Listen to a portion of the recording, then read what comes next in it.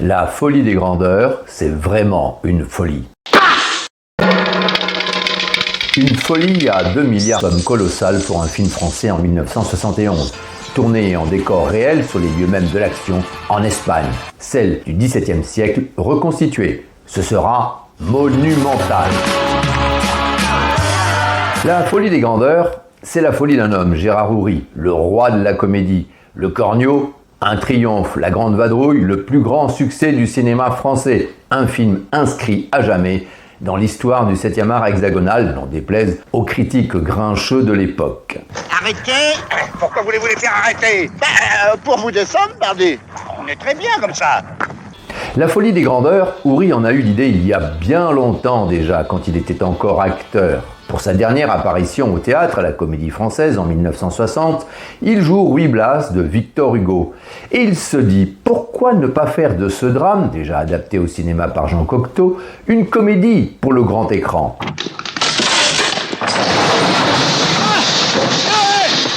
La folie des grandeurs, qui s'intitule au début Les sombres héros, reprend la trame de Ruy Blas, dont Salluste, ministre de la police et des finances du roi d'Espagne au XVIIe siècle, déchu sur ordre de la reine, veut se venger d'elle en manipulant Blas, son valet amoureux de la souveraine. J'envoie une lettre anonyme au roi.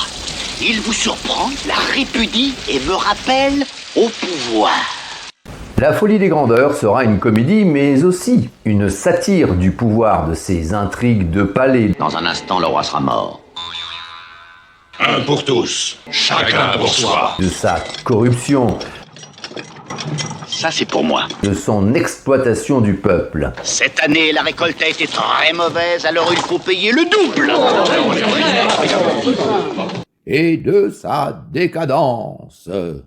Cette Espagne du XVIIe n'est pas, dans l'esprit de Gérard Houry, si éloignée de la France en cette fin des années 60.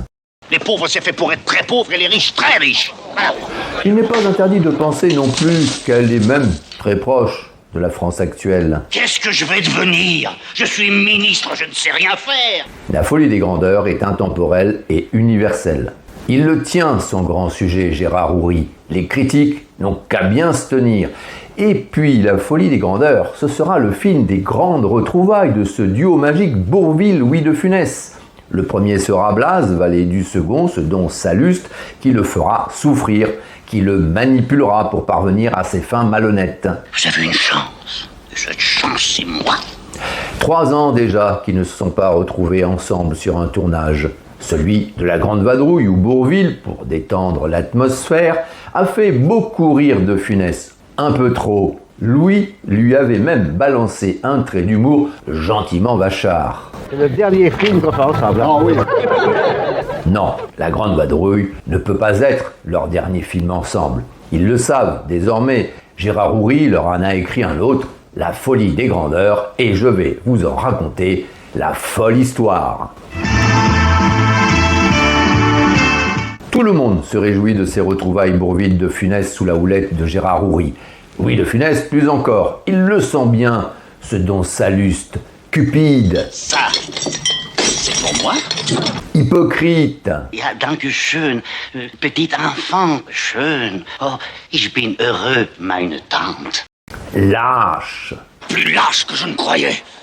Vendez-le. imbu de sa personne, Et mes acclamations. Viva Don Salluste. Viva notre bienfaiteur. machiavélique, Ma grande bombe, là-bas, elle explosera beaucoup plus tard. Mais quand ça pètera, ça fera un scandale épouvantable. L'acteur réclame depuis un bon moment à Gérard Houry de lui écrire un rôle de sale type intégral. Là, il va se régaler, et surtout régaler le public en l'interprétant. Il la sent bien, cette histoire. Ça va être la grande régalade. Mais je la sens, j'ai un nez. Et puis, il y a eu cette sonnerie. Une sonnerie de téléphone. Louis de Funès l'entend encore, qui résonne. Elle résonne dans le vide. Puis, c'est le silence. Revenons un peu en arrière dans le temps. Nous sommes le jeudi 6 mars 1969. Sur les Champs-Élysées, la plus belle avenue du monde, et aussi celle du 7e art, avec ses dizaines de salles aujourd'hui disparues. Nous sommes à l'ambassade Gaumont. Le tout Paris se bouscule à la première du film Le Cerveau, pour lequel Gérard Houry a réuni un autre duo d'exception. Les vedettes sont là. Louis de Funès aussi est venu. Tout le monde est très heureux. Enfin, presque tout le monde.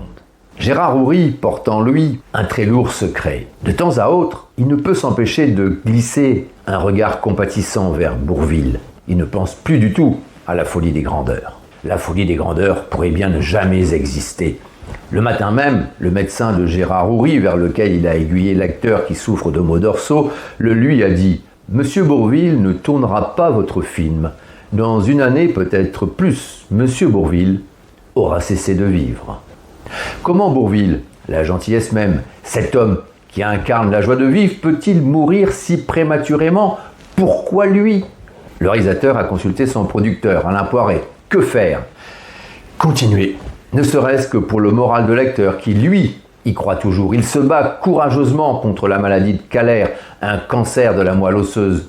Il souffre le martyre, en silence. Gérard Houry n'a pas révélé ce terrible secret à Louis de Funès. Il sait que cet homme est un grand sensible. Il ne faut rien lui dire. Gardez le silence. Avant La folie des grandeurs, Bourvil doit tourner 2 films, dont un qui va lui demander beaucoup d'efforts, Le Cercle rouge, avec un réalisateur très exigeant, autant sinon plus que Gérard Houry, Jean-Pierre Melville, qui vient de signer un immense chef-d'œuvre, L'Armée des ombres.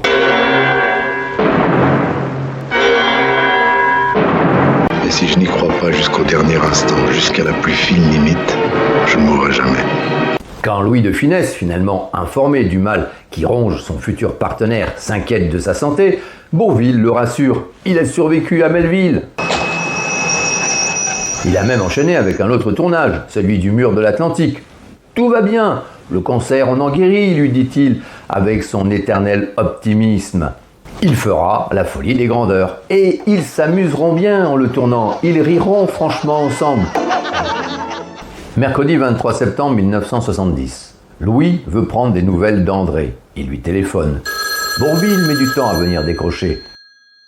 Il se repose sûrement, je n'aurais peut-être pas dû appeler, se dit Louis, qui a toujours peur de mal faire. Ça sonne dans le vide. Personne n'est là.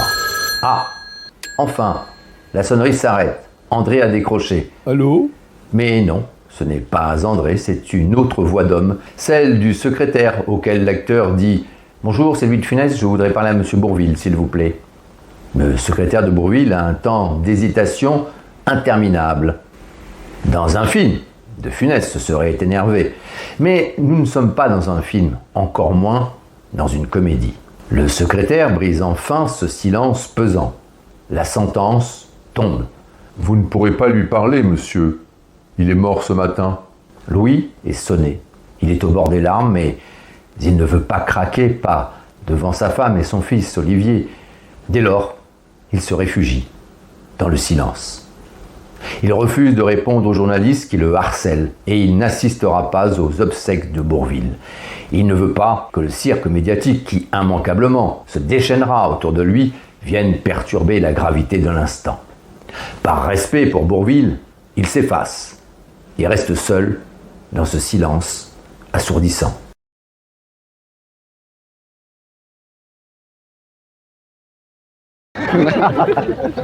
C'est le dernier film qu'on fait ensemble. Ah oui. Sans Bourvil, La folie des grandeurs, c'est terminé. Ils ne feront plus de films ensemble. Cette phrase que Louis a prononcée durant le tournage de La Grande Vadrouille, sur l'instant un trait d'humour anodin, se révèle à présent prophétique. La Grande Vadrouille aura été leur dernier film ensemble. Vous ne croyez tout de même pas que je vais vous trimballer sur mon dos? Alors, ne perdons pas de temps à bavarder. Allez, en avant, alors. Pour l'heure, des films, Louis en a d'autres qui l'attendent. Tant mieux, il se réfugie dans le travail. Le tournage de Sur un arbre perché débute. Il faut aussi préparer Joe, qui est en projet. Et puis, le gendarme en balade sort sur les écrans. Même s'il est triste, le clown doit faire rire. Surtout s'il est triste.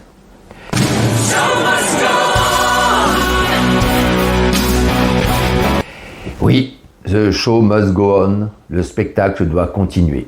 Et les producteurs de La folie des grandeurs veulent aussi qu'il continue. Ils ne veulent pas abandonner ce projet de film. Ils ont même trouvé un remplaçant à Bourvil. Et oui, Jerry Lewis, le comique américain adulé en France, sera le partenaire de Louis de Funès. Ourry repousse l'idée avec vigueur. Jerry Lewis devra se contenter, 10 ans plus tard, d'embrasser de Funès sur la bouche. Personne ne peut remplacer Bourvil. C'est ce que Gérard Ourry répond à Simone Signoret qui, lors d'une réception, l'interroge à ce sujet. L'actrice lui rétorque aussitôt « Si, lui, il peut ». Du doigt, elle désigne un homme de grande taille, Yves Montand. Simone voit très bien son homme dans le rôle du valet de Louis de Funès. Montand a déjà tenu un rôle comique dans Le Diable par la queue l'année précédente, mais surtout, il vient d'enchaîner avec succès 3 films dramatiques très marquants, Z, L'Aveu et Le Cercle Rouge, où il était à l'affiche en compagnie d'Alain Delon et André Bourvil, justement, avec lequel il n'a qu'une seule scène, sa dernière dans le film. Un hasard, ou plutôt un signe du destin. C'est toi? Sa performance étonnante dans L'Aveu et les triomphes de Z ainsi que du Cercle Rouge, sorti tout récemment, l'ont définitivement consacré. Il est au sommet. Alors ce rôle franchement comique, peut-être même un peu ridicule, face à Louis de Funès, le plus grand acteur dans ce registre, et cela pour remplacer Bourvil, un autre géant du rire, ça sent la sortie de route.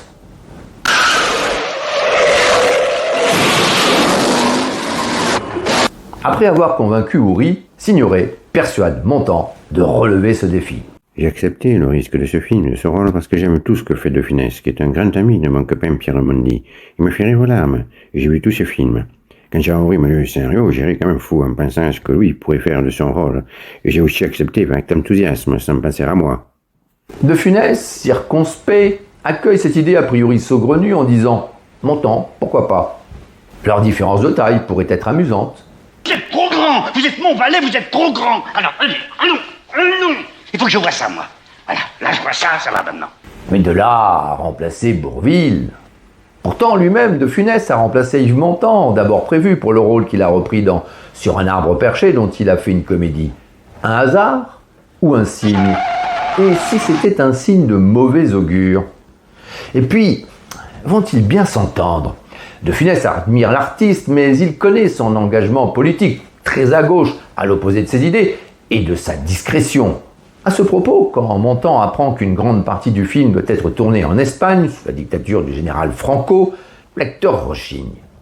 Ses amis parviennent à le convaincre, malgré tout. Les temps ont changé, lui disent-ils.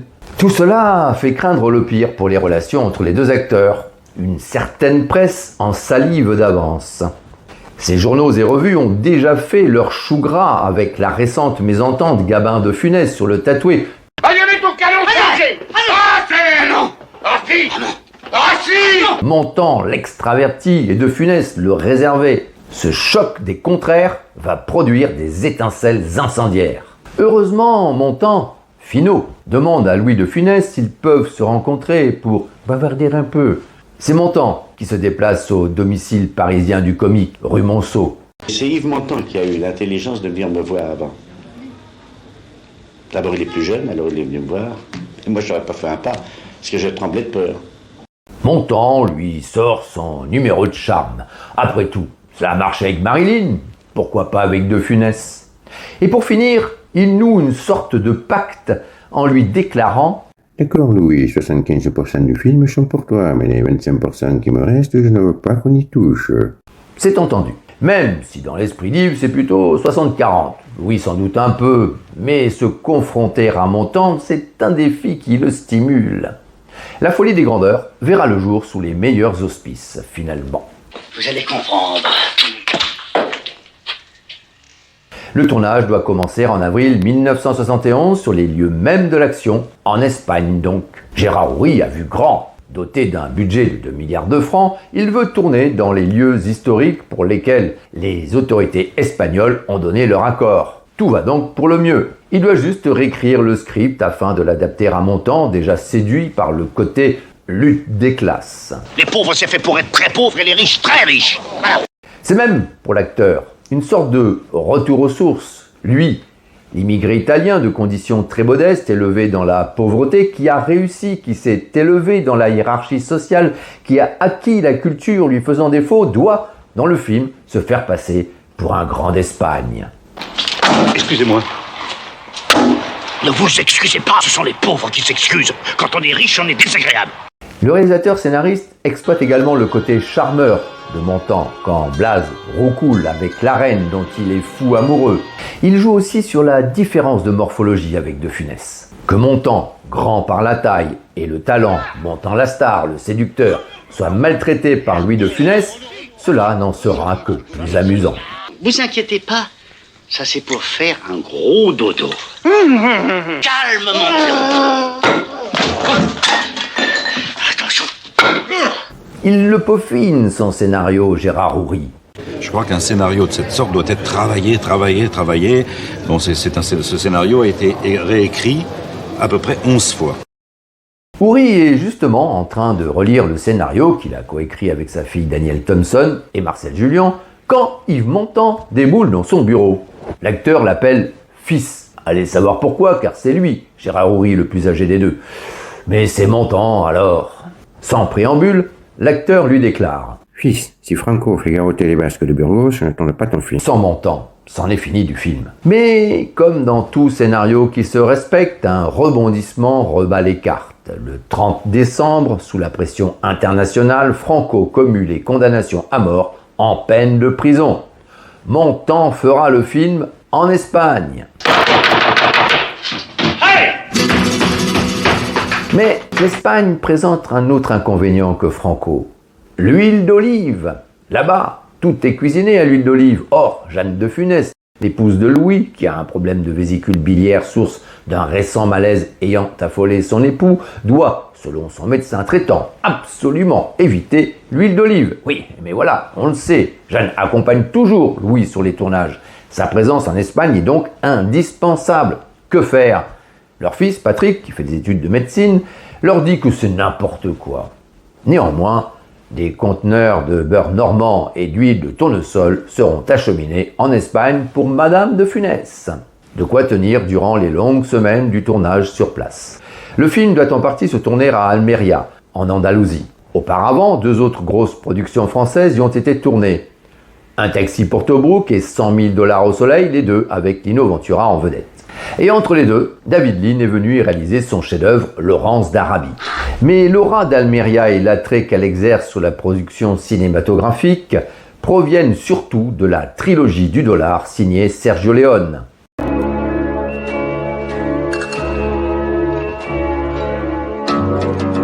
Depuis, on tourne à Almeria des dizaines de ces westerns nommés Spaghetti, mais aussi des productions américaines et internationales. L'équipe de la Folie des Grandeurs peut donc croiser dans les couloirs de l'hôtel le roi Yul Brynner qui tourne Catlo. Ou le quatuor de stars de Soleil Rouge, Charles Bronson, Ursula Andress, Toshiro Mifune et notre Alain Delon national. Catlo et Soleil Rouge, 2 westerns. Mais la Folie des Grandeurs n'a-t-elle pas des allures de western par moment ? On pourrait aisément remplacer le carrosse par une diligence. Le tournage à Almeria présente l'avantage d'offrir le proche paysage de la Sierra Nevada, mais aussi celui du désert. L'ennemi déclaré des tournages en extérieur, c'est la pluie. Quand on en a besoin, on la recrée. Mais nul besoin pour la Folie des Grandeurs où le soleil brille continuellement. Sauf la nuit, bien entendu, quand Blaze, le valet de Don Salluste, vient conter fleurette à la reine, le ver de terre amoureux d'une étoile, comme l'a si bien écrit Victor Hugo. Dans cette scène du balcon, on sent comme une réminiscence du Roméo et Juliette de William Shakespeare, mais aussi du Cyrano de Bergerac d'Edmond Rostand, notamment quand c'est Don Salluste lui-même qui vient sous les fenêtres de la reine. Son plan est simple, enfin, a priori. Répète, tu m'écoutes. Pour le réaliser, il a recours à Coco, un cacatoès. Qu'est-ce que comme dirait Yves Montand, un perroquet. Non, tu répètes après moi. C'est César qui m'envoie. Coco, le cacatoès, crée un quiproquo. Je n'ai pas cette fenêtre-là. On savait que Louis de Funès parlait très bien l'anglais. I don't understand. L'allemand aussi. Elle ment en allemand. Cet enfant est un faux témoin. Warum nicht? Ich habe nicht. Mais jusqu'ici, on ignorait qu'il maîtrisait également le langage de cette espèce de perroquet.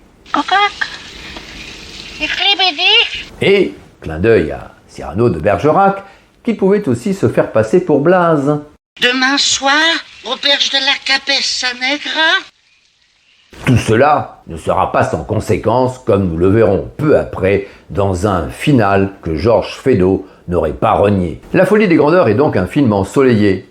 Qui dit désert, dit soleil. Eh bien non, pas cette année-là, pas avec la folie des grandeurs où même la météo devient folle. Le décor n'est pas de potence à Almeria. Une pluie non-stop, du jamais vu, impossible de tourner. Alain Poiret, le producteur, prétend même que de l'herbe a fini par pousser dans le désert et qu'il a fallu embaucher du personnel pour l'arracher. Conséquence, le plan de travail accumule un retard considérable. Or, que l'on tourne ou pas, chaque jour coûte 20 millions de francs, une fortune. Il est l'heure de se réveiller. Ouri a voulu un film où tout est très soigné, à commencer par l'image signée Henri Decaux, qui doit photographier des décors réels somptueux. Les costumes sont également somptueux. Pour les créer, le chef costumier, Jacques Fontré, déjà à l'œuvre sur Borsalino, s'est principalement inspiré des tableaux de Velázquez, peintre espagnol du XVIIe. C'est flagrant avec l'armure que Blaze porte quand il se fait passer pour Don César. Un costume qui fait son poids. La cuirasse elle-même avec la cape fait 40 kilos. Ces 40 kilos, même si Montand est un gaillard, limite les mouvements. Tiens, aide-moi, cocotte, viens m'aider là, parce que j'arrive pas. Tiens-moi ça. Oui. Oui, je viens. Merci. Mais l'amour, c'est bien connu, donne des ailes et quand la reine est menacée par une bombe que des complotistes ont dissimulée dans un coussin, Blaze vole à son secours en s'affranchissant des lois de la gravité. À propos de lois de la gravité, donc de physique, il y a dans le film un clin d'œil, conscient ou non, à Albert Einstein quand l'infante tire la langue à Don Salluste. Son costume et la jeune actrice qui l'interprète sortent également tout droit d'un tableau de Velázquez. La folie des grandeurs a une ambition folle, être comique sans renoncer à être esthétique. La logistique du film est très lourde, la figuration nombreuse, comme dans cette scène où un mannequin représentant Don Salluste doit être brûlé devant une foule déchaînée et enthousiaste. Eh oui, mais les centaines de figurants espagnols ne sont guère motivés, leur enthousiasme laisse à désirer. Ouri s'arrache le peu de cheveux qui lui reste, prise après prise ratée. Son assistant, un espagnol opposant de Franco, trouve la solution. Dans la langue de Cervantes, il demande aux figurants, principalement des étudiants, d'imaginer Franco à la place du mannequin. Ça les réveille et avec un enthousiasme non fin, ils se mettent à crier en espagnol « À mort Franco !» Il suffira de remplacer ça en post-production. Montand, non, sans humour, fait remarquer à Gérard Houry « Fiche, en URSS, si on n'avait pas du Brezhnev, Roberto allait en cabane et nous on rentrait à Paris. » Houry a de quoi s'inquiéter. Le retard continue de s'accumuler. La mise en place des nombreux gags demande aussi beaucoup de temps. Les gags demandent, en dehors de ceux qui sont improvisés par le comédien, une grande préparation technique. Il faut que le type soit saucissonné, tu comprends? Voilà, reste là. Wow.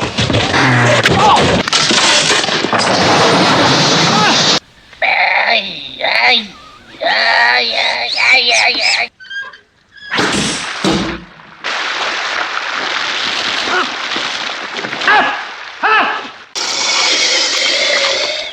Pour ce dernier gag, Alice Sapritch, qui joue le rôle de la duègne, chargée de veiller à la bonne conduite de la reine, avait 60 mètres de tuyaux dissimulés sous ses jupons. Ce rôle de femme austère correspond à son image de tragédienne. Mais cette image vole en éclats quand, à la suite d'un quiproquo, elle tombe raide dingue de Blaze qui se fait passer pour Don César. Don César. C'est d'autant plus amusant que l'on n'attend ni le personnage, ni l'actrice de 55 ans dans cet exercice d'amoureuse transvie, puis, on va le voir, de séductrice. Trésor. Là aussi, c'est une idée un peu folle de Gérard Houry. Pour l'anecdote, l'actrice a déjà remplacé l'épouse de Louis de Funès. Non, pas celle-là, celle-ci, dans Sur un arbre perché. Par ailleurs, Sapritch a déjà eu Montand comme partenaire dans 1er mai en 1958 où elle était une entraîneuse. D'entraîneuse à effeuilleuse, on va le voir, il y a un pas que, à son corps défendant, elle va devoir franchir à cause de l'imagination débordante de Gérard Houry. À la suite du quiproquo dû à Coco le cacatoès, la Duègne retrouve Blaise Don César dans une auberge pour une folle nuit d'amour, espère-t-elle, et afin de le séduire, elle se lance dans un striptease. Pour cette scène, Gérard Houry lui a fait suivre des cours avec Sophia Palladium, une danseuse du Crazy Horse Saloon. Décidément, comme le dirait De Funès dans ce franglish devenu sa spécialité, la folie des grandeurs, c'est vraiment crazy. Oui, mais voilà, Sapritch a séché les cours de Sophia Palladium. J'ai eu comme professeur Sophie Palladium du Crazy parce que c'était une très grosse production et Gérard Houry m'a dit il faut que tu prennes des leçons. J'ai rencontré Sophie, c'est une fille adorable. Elle m'a dit écoute tu es très maligne, tu vas t'en sortir très bien. Et à ce moment-là Gérard était à Madrid presque tous les jours, son assistant m'a téléphoné alors tu prends bien tes cours. Vous pensez que je n'allais pas perdre mon temps comme ça à aller prendre des leçons de Vous séchiez les cours de striptease. Oui. Résultat, quand elle doit remuer artistiquement de la croupe pour susciter chez Montand cette réaction, elle n'y parvient pas. La technique qu'elle aurait dû acquérir lui fait défaut. Prise après prise, Houry s'arrache les cheveux. Et la réaction de Montand et de l'équipe donne plutôt ça. Pas vraiment l'effet escompté sur le spectateur. Une seule solution, tourner ce plan avec Sophia Palladium. Ah, c'est autre chose, faut reconnaître. Il y a aussi, différence de proportion. Les deux dames n'ont pas exactement les mêmes mensurations. Les spectateurs de l'époque n'y verront que du feu, mais avec l'avènement de la vidéo et de l'arrêt sur image, le stratagème sera dévoilé. Cela n'empêchera pas Alice Sapritch de déclarer avec aplomb: Tiens, à signaler que le striptease, c'est moi qui le fais parce que j'étais très inspiré ce jour-là pour tortiller mon... Sapritch, c'est un personnage. Elle porte en elle une certaine folie qui ne dépareille pas dans la folie des grandeurs. Avec elle, ça décape. Les hommes me trouvent terriblement sexy. J'exfoure, je vaporise. C'est bidonnant.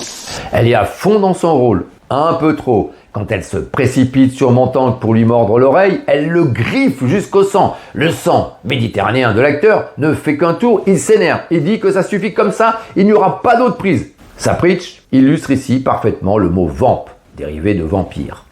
Cette prise, c'est celle que Gérard Houry a gardée au montage. Petit sauvage. Montand n'est pas le seul à payer de sa personne. Sapritch a également souffert. Olé! Pas si vite. Autre gag cartoonesque dans la scène où Don Salluste est excédé par les claquements de talons de Blaise qui, sous l'effet du fol amour que la reine lui inspire, se lance dans un flamenco effréné. Pour faire cesser ce vacarme, Salluste construit un échafaudage de fortune et cogne au plafond avec une hallebarde. Résultat, Blaise ne se prive pas de saisir la hallebarde et aussi l'occasion de donner une leçon à son employeur abusif. Le Don Salluste de la folie des grandeurs a des liens de parenté avec le vil coyote des Looney Tunes, dont les plans tordus se retournent toujours contre lui. Autre référence culturelle populaire avec Paul Prébois, éternel complice de Louis de Funès, qui interprète ici son subalterne sourd-muet. Non, vous parlez trop vite. Répétez. Cela rappelle évidemment Bernardo, le valet, muet mais pas sourd, de Zorro dans la série qui a illuminé l'enfance de beaucoup d'entre nous avec ses multiples rediffusions télévisuelles. Montand, lui, a été plus professionnel que Sapritch. Il n'a pas séché les cours de flamenco. Je travaillais 3 mois avec un professeur de danse pour apprendre quelques pas de zapateo pour que à l'écran, ça ne fasse pas espagnolade.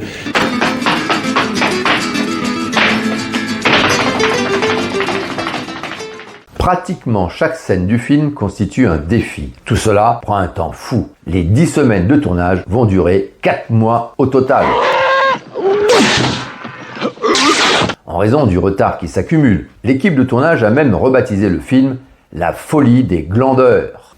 Mais il reste un point crucial que l'on n'a pas encore abordé.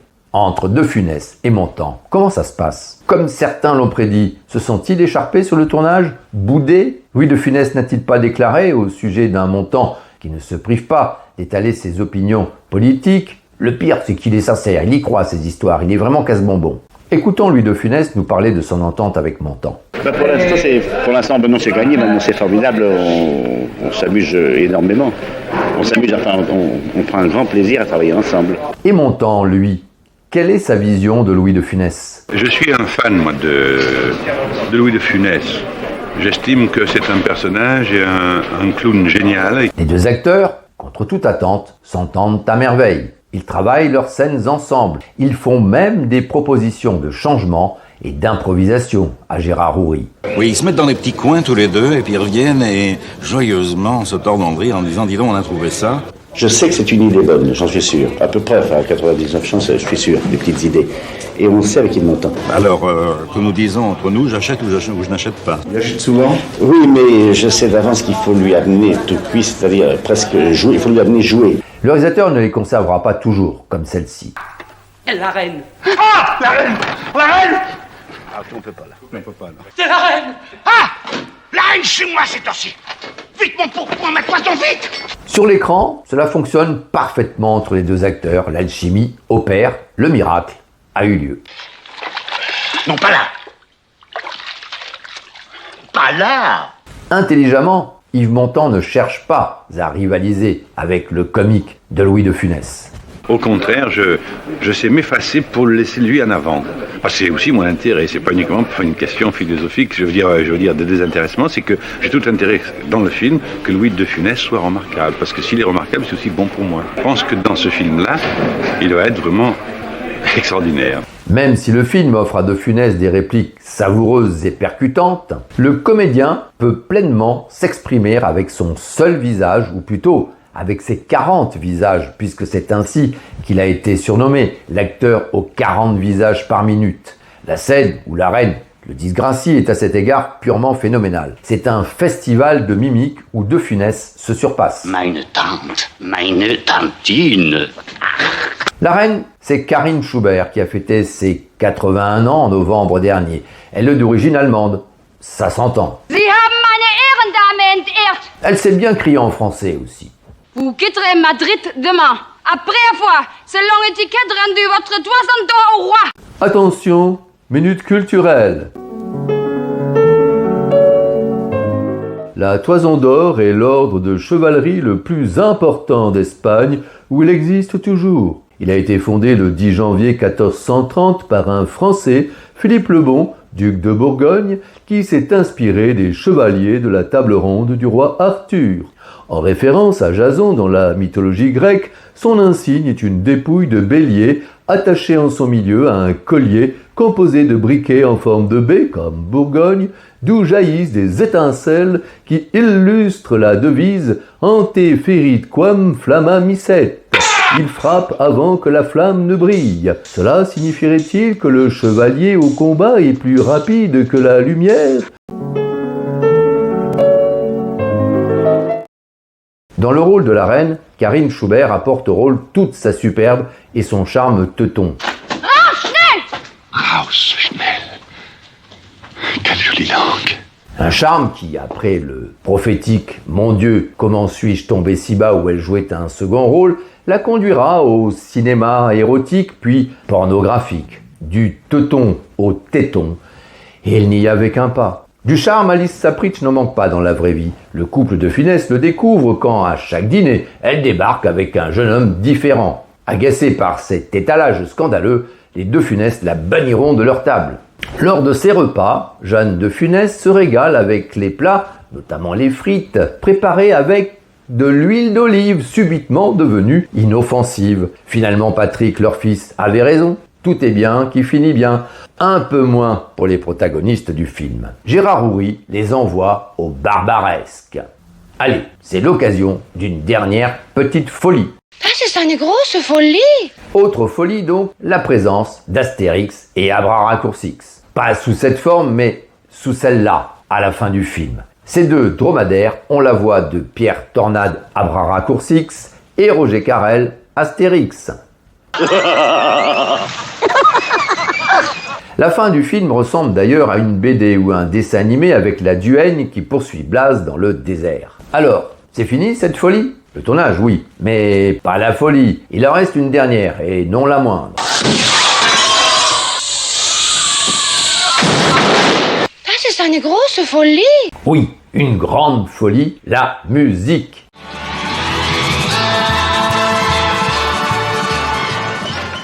Cerise sur un gâteau déjà bien enrobé. Mais quelle mouche a bien pu piquer Gérard Houry quand il a eu l'idée d'embaucher Michel Polnareff, chanteur à succès. Je serai pendu demain matin. Un chanteur hors norme en France, comme le sera sa partition pour La Folie des Grandeurs.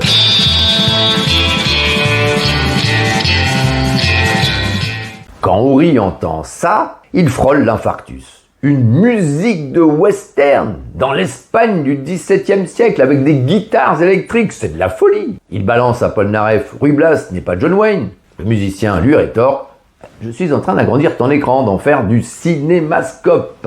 Pour écrire cette partition, Polnareff s'est inspiré d'un de ses héros, Ennio Morricone. Le temps presse, le film doit sortir en décembre pour profiter des fêtes de Noël. Gérard Houry, à moitié convaincu par la musique de Polnareff, accepte ce qui se révèle être un coup de maître. Une musique formidable pour ce film fantastique.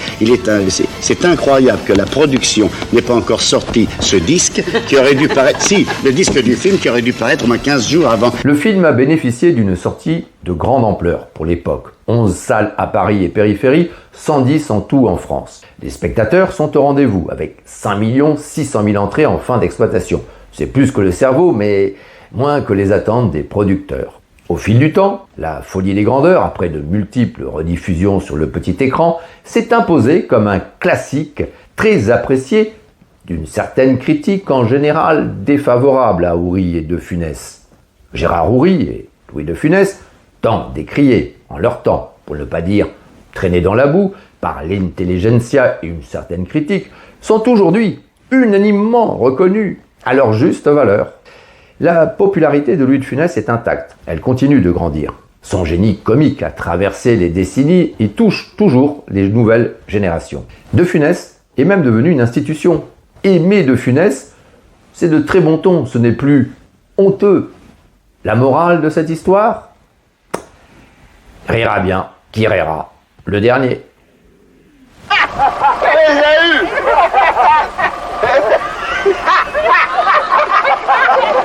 Ça, c'est the happy end. Voilà.